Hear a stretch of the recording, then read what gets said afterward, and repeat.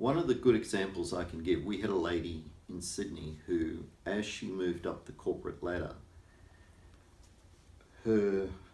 requirement to do more public speaking increased, and it was an absolute fear of hers. And whenever she had, even though the company that she was working for, they gave her public speaking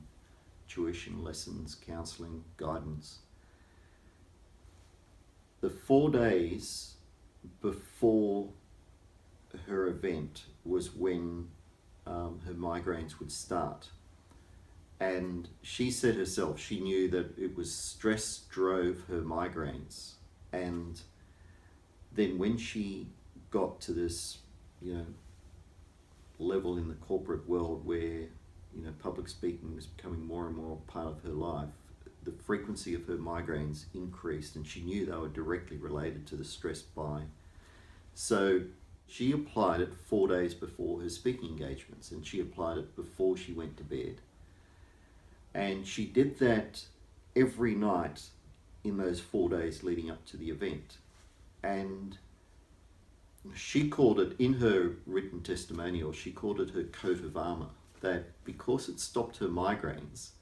and she was being given all these other skills on how to do public speaking, she was able to prevent her migraines, and thereby that gave her the confidence to do her public speaking.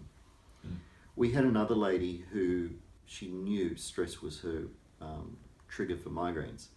and she used to apply it when she got up that morning while she was getting children organised and getting breakfast, and she used to apply Migraine Escape, and then when she had a shower to go to work, she washed off Migraine Escape and she went to work, and she controlled her stress that way. So again, and it comes back to what's happening with the chemistry in the brain and the prostaglandins, and Migraine Escape being able to control the amount of prostaglandins that's being released.